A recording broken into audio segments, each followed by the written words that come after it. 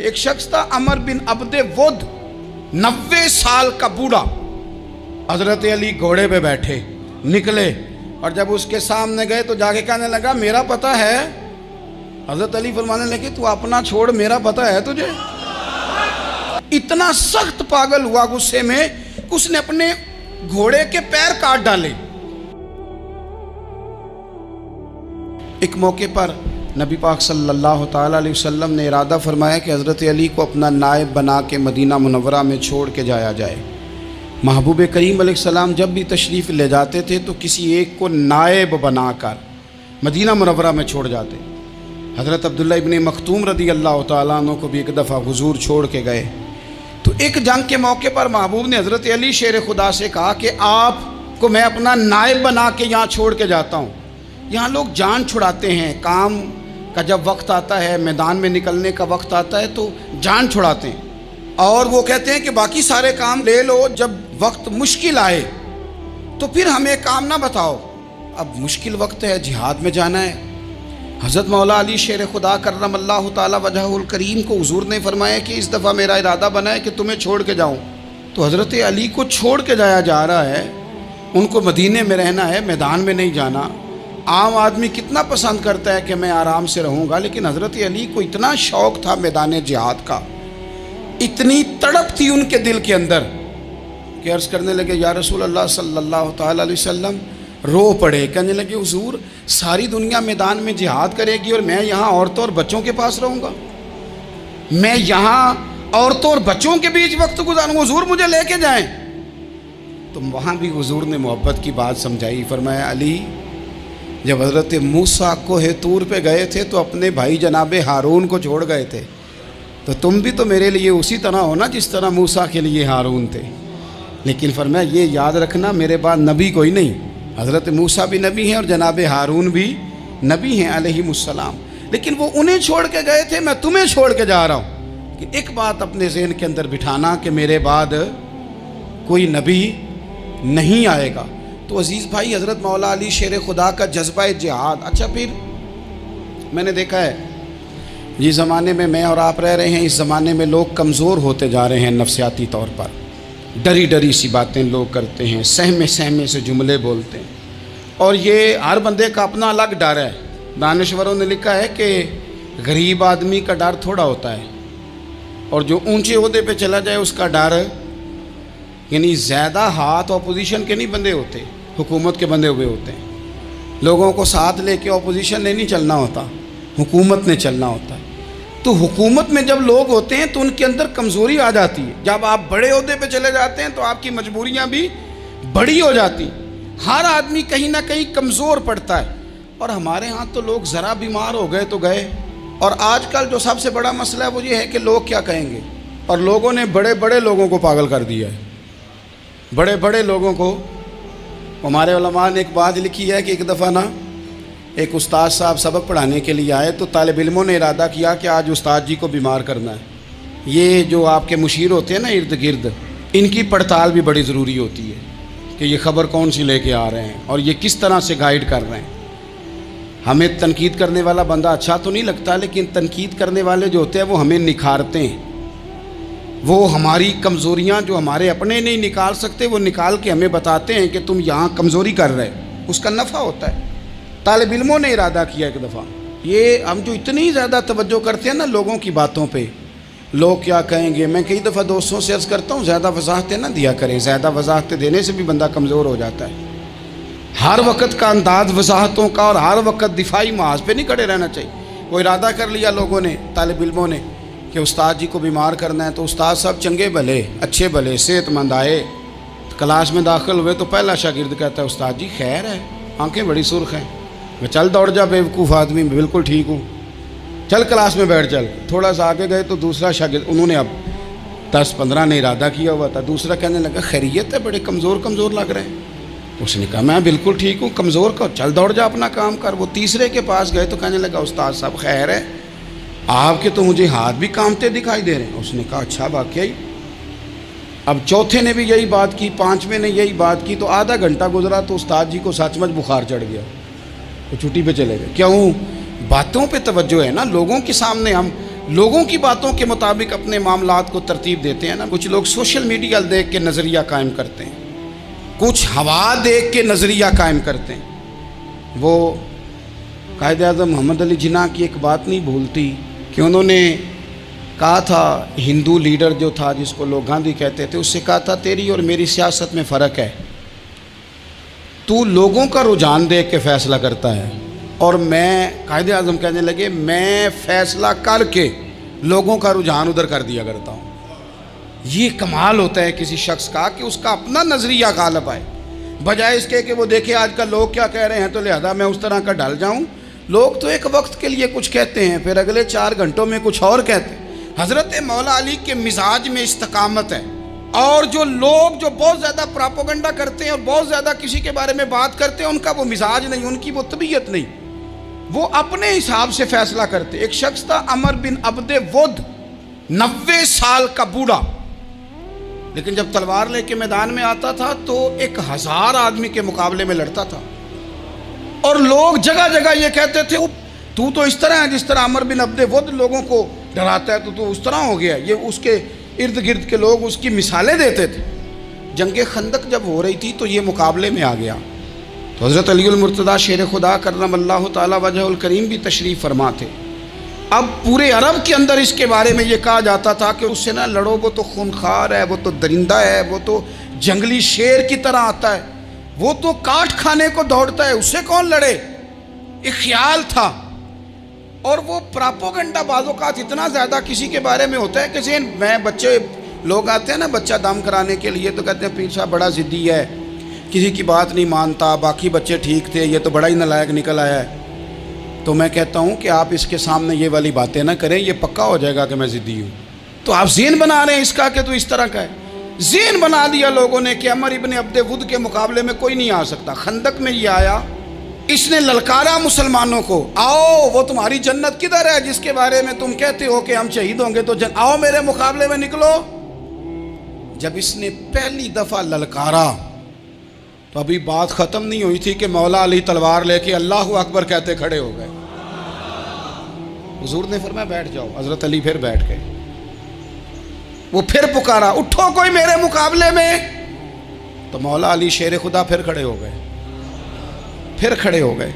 حضور نے فرمایا بیٹھ جا. ایک شخص نے کہا علی یہ عمر بن عبد ود ہیں. فرمایا مجھے پتہ ہے. نہیں سمجھے آپ بات, میں آپ کو سمجھا کے لایا ہوں پیچھے سے کہ پراپوگنڈا کرتے ہیں نا لوگ, ہو آگے نہ جانا, یہاں کرنٹ بڑا زیادہ ہے, وولٹیج بڑے سخت ہیں, تو آگے نہ بڑھنا. بھائی کیا ہو جائے گا, اٹھ باندھ کمر کیوں ڈرتا ہے, پھر دیکھ خدا کیا کرتا ہے.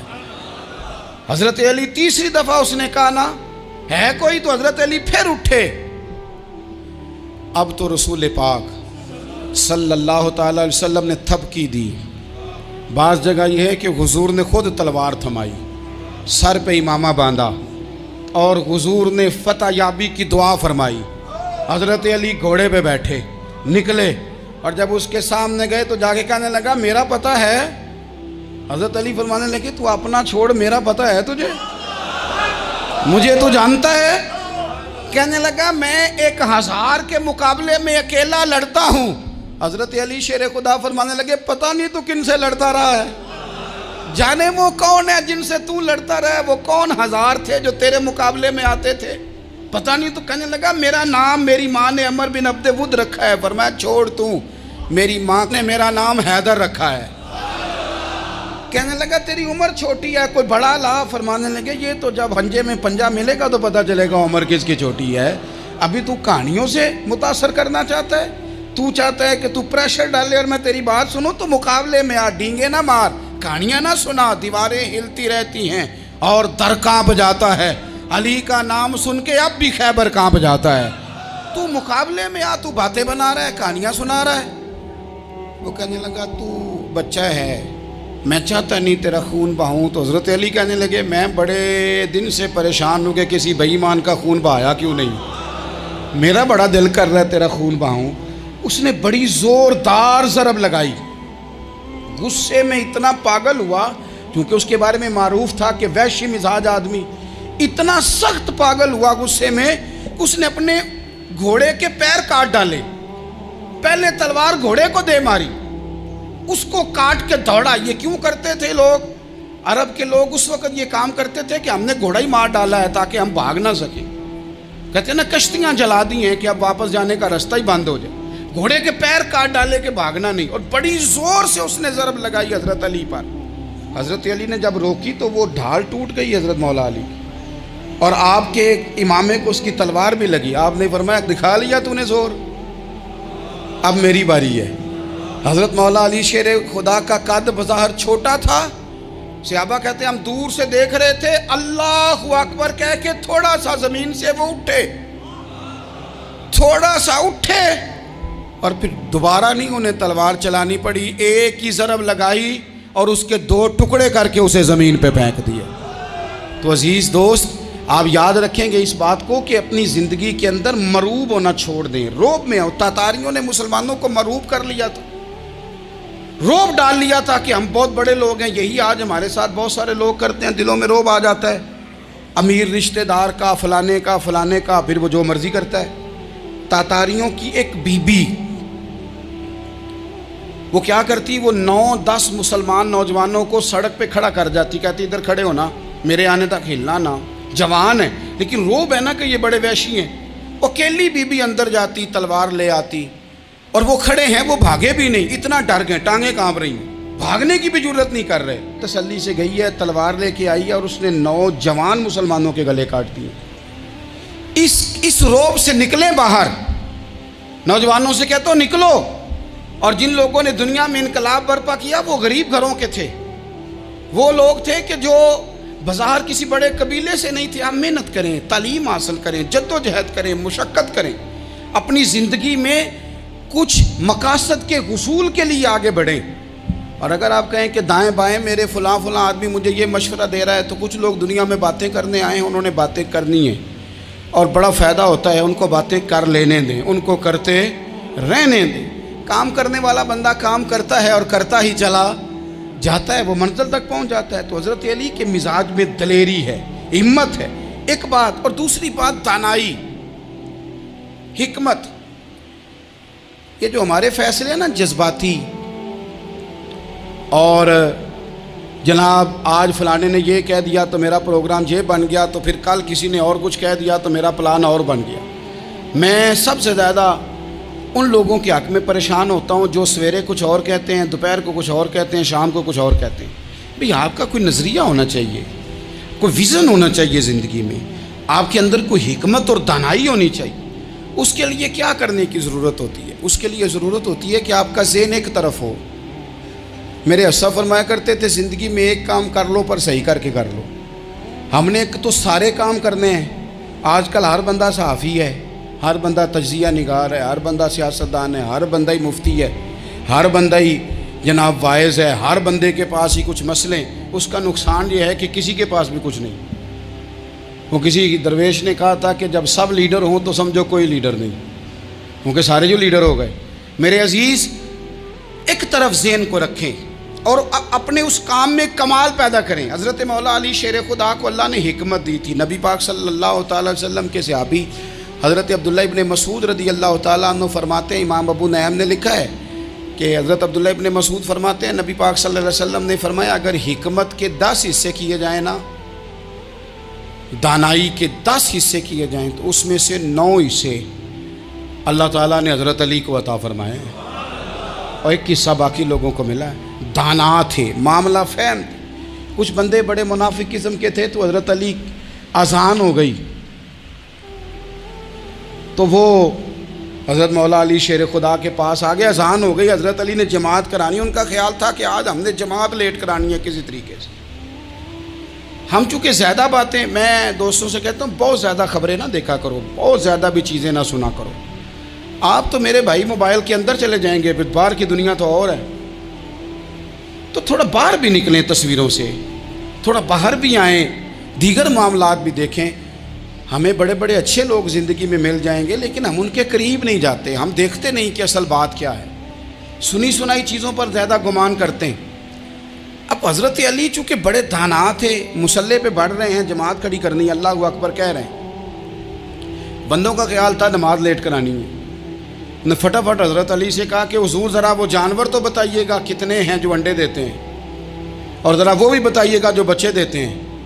یہ ذرا اب کتنے کو بندہ جانور گنے، آہستہ آہستہ بندہ شمار کرے، ہو بکری جو ہے وہ بچہ دیتی ہے، مرغی انڈا دیتی ہے، اور گائیں جو ہے وہ بچہ دیتی ہے، اور بطخ جو ہے وہ انڈا دیتی ہے۔ بندہ تو یہ گننے لگ جائے تو حضرت علی شیر خدا یہاں ہاتھ ہیں، فرمانے لگے گھر جا کے گن لینا، موٹی سی بات بتاتا ہوں، جن جانوروں کے کان باہر ہوتے ہیں وہ بچے دیتے ہیں، جن کے اندر ہوتے ہیں وہ انڈے دیتے ہیں۔ اللہ اکبر، نماز کی نیت باندھ لی، تم گننا گھر جا کے۔ موٹی سی بات بتا دیتا ہوں، وہ صاحب کہتے ہیں میں حضرت علی رضی اللہ تعالیٰ عنہ کو الجھانے آیا تھا، میں خود بڑا الجھ گیا۔ یہ کیا ماجرا ہے، کیا معمہ ہے کہ دو فکروں میں انہوں نے بات کو سمیٹا اور کمال کر دی۔ کہنے لگے گھر جا کے گننا، یہاں ٹائم نہیں، نماز کا وقت ہے، پر جن کے کان اندر ہے نا وہ انڈے دیتے ہیں، اور جن کے باہر ہیں وہ جا کے حساب کرنا۔ آپ ڈھونڈ لیں، تلاش کر لیں، چلے جائیں ماہرین کے پاس، پر شیر خدا شیر ہی ہے۔ حضرت مولا علی کے جملوں میں کمال ہے، ان کی دانائی، ان کا تدبر، ان کی حکمت، ان کا فہم، ان کی فراست، ان کا کمال۔ ایک شخص بڑی دور سے آیا، اس نے کہا حضور مجھے نا لمبی باتیں یاد نہیں رہتی، 2 باتیں بس بتا دیں میں عمل کروں تو زندگی بن جائے، 2 باتیں۔ تو حضرت علی فرمانے لگے لمبی امیدیں نہ لگانا، لمبی امیدیں نہ لگانا، موت کا پتہ نہیں کب آ جائے گی۔ منصوبہ بندی ضرور کرنا آنے والی نسلوں کے لیے، اپنی ذات کے لیے لمبی امیدیں نہ باندھنا، یہ بھی کر لوں گا، یہ بھی کر لوں گا۔ ہم ریٹائر نہیں ہوتے زندگی بھر، پلان پہ پلان، پلان پہ پلان۔ تو اگر ہم پلان کر رہے ہوتے ہیں تو جو ہمارے نیچے ہوتے ہیں وہ ہمیں ریٹائر کرنے کا پلان کر رہے ہوتے ہیں۔ اولادیں تک والدین کو کمزور کرنے کے در پہ ہوتی ہیں کہ اب یہ ہٹے تو ہماری باری آئے۔ حضرت علی فرمانے لگے 2 کام، ایک تو لمبی امید نہ باندھنا، اور دوسرا فرمایا اپنے نفس کی خواہش کی پیروی سے بچنا۔ دنیا میں رسوا وہ لوگ ہو جاتے ہیں جو اپنے نفس کی خواہش کی پیروی کرتے ہیں، وہ بزدل ہو جاتے ہیں جو خواہشات نفسانی کے پیچھے بھاگتے ہیں۔ یہ کام نہ کرنا۔ تو دانائی